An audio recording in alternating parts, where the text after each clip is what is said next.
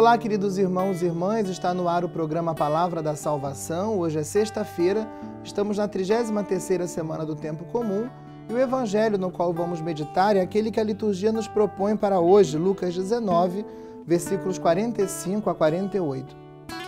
Naquele tempo, Jesus entrou no templo e começou a expulsar os vendedores e disse: "Está escrito, minha casa será casa de oração. No entanto, vós fizestes dela um antro de ladrões." Jesus ensinava todos os dias no templo.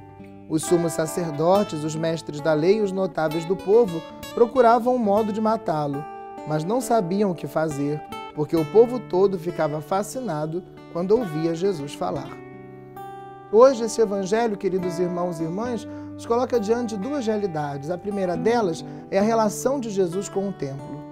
Disso já ouvimos falar alguns dias atrás, na festa da dedicação da Basílica de São João de Latrão, quando ouvimos um relato da expulsão dos vendilhões, muito mais elaborado, segundo o texto de São João.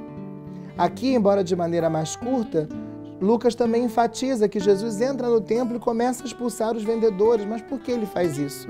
Porque ele quer que a casa de Deus seja verdadeiramente uma casa de oração e não um covil de ladrões. Não um lugar onde as pessoas se juntam com o intuito de realizar um livre comércio, como acontecia, podemos deduzir por este texto, na época de Jesus. Jesus quer que verdadeiramente o templo seja aquilo que ele deve ser, o lugar do homem verdadeiramente se encontrar com Deus.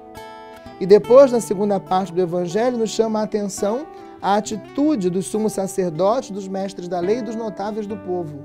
Jesus está todos os dias no templo e eles querem procurar um modo de matar Jesus, mas eles não sabem o que podem fazer porque o povo fica fascinado quando ouve Jesus falar. Em outros lugares do Evangelho, vemos que as pessoas se surpreendiam porque Jesus falava com autoridade, não como os mestres da lei ou como os escribas. Ou seja, Jesus não falava a partir de um conhecimento simplesmente intelectual da palavra de Deus, mas ele é a própria palavra de Deus, o verbo que se fez carne e veio habitar no meio dos homens.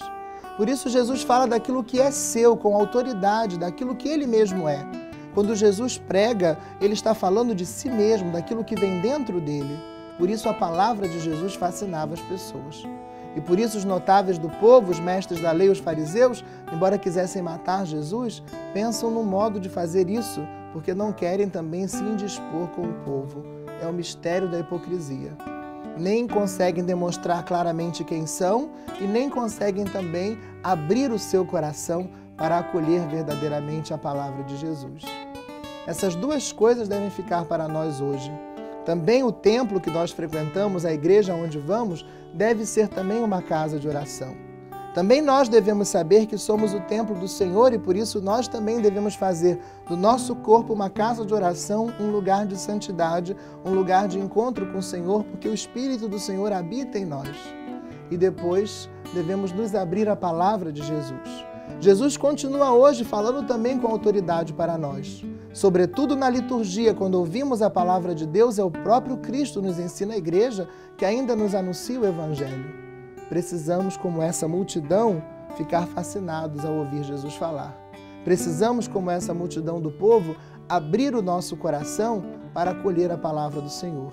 E não só para achar essa palavra uma boa palavra, uma bonita palavra, mas para nos comprometermos com Jesus por meio da palavra, fazendo com que a palavra se torne vida na nossa vida.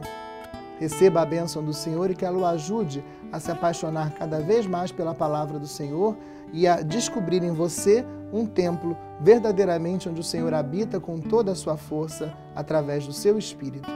O Senhor esteja convosco, que desça e permaneça sobre você e todos os seus a bênção de Deus Todo-Poderoso, Pai, Filho e Espírito Santo. Amém.